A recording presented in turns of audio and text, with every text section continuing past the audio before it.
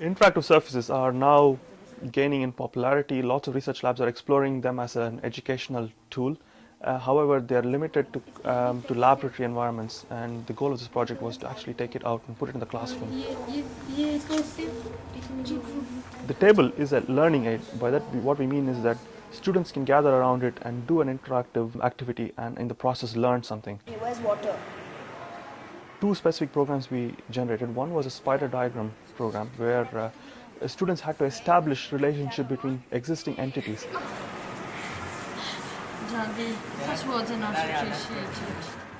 The other program that we had there was a classification task where there were many entities or objects on the table, and they had to group them into four different categories.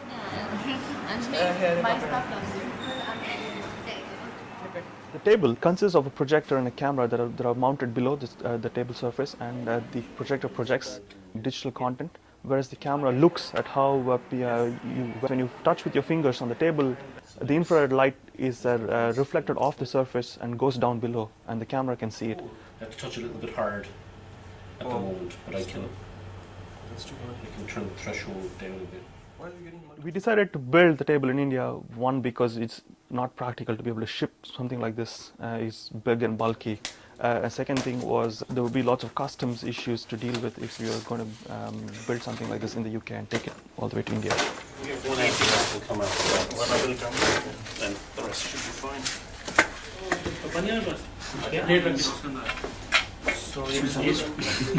For us to be able to actually do this, we needed to use the facilities of NIIT University, and that's why it was useful to have links with Sanjay Gupta and Swati Jha, who are both researchers at NIIT University.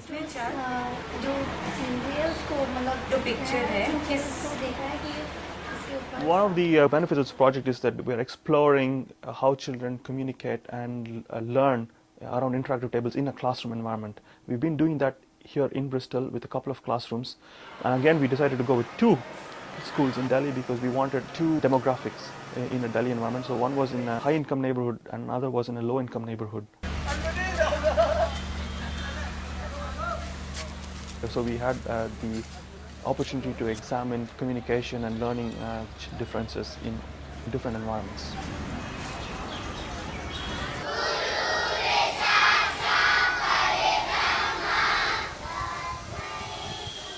The Radico Welfare Center mainly caters to lower income families who are in and around the slum that is next to the school.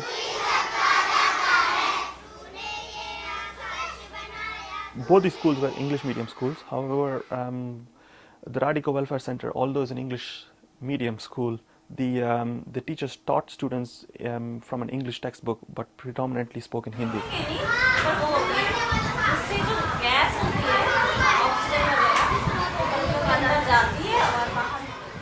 The Vasant Valley School is in Vasant Vihar, which is a wealthy neighborhood. Again, it's an English medium school. The students, teachers and everyone interact and engage with each other in English. So it worked perfectly well with our table and with our data analysis. Hold it, it's over here. It's here, Asna's here. It's towards here. My mouse will be CO2.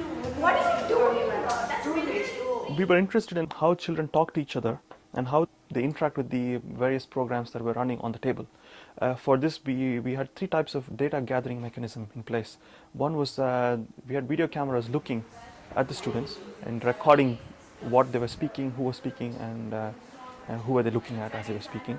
Second was a screenshot capture program that was capturing the computer screenshot three or four times every second. This helps us get information about what object was being touched when they were speaking and how was this object being moved. And a third program that was collecting information was a logger. The logger collects event logs like, okay, this object was being touched by this person and it was moved to a certain location. That's much better. This has lots of interesting potential because these tables are built for collaborative activity and potentially better support learning for students. So we can start looking at how students communicate between each other inter-table and intra-table. So within a table and between tables, and the students and teachers communication, how does it change? It's something that we want to look for in the future.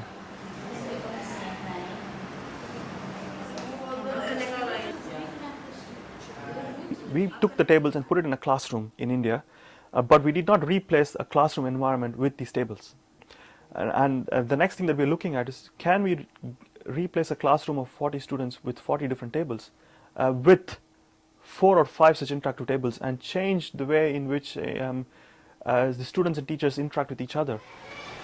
इसकी picture उस group का नाम और इसकी विशेषता, आपको ऐसे groups बनाने हैं.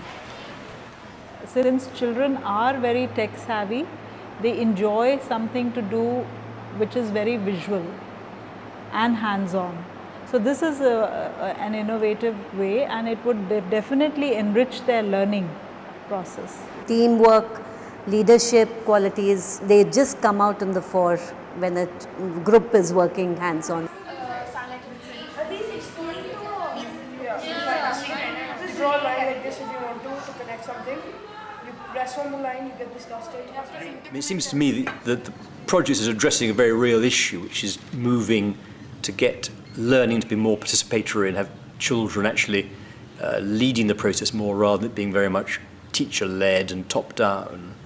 And looking at the technology, it looks to have quite an exciting opportunity to use modern IT to allow this sort of team working to develop probably more rapidly in a rather more innovative way than is the case with traditional or more traditional activity-based learning.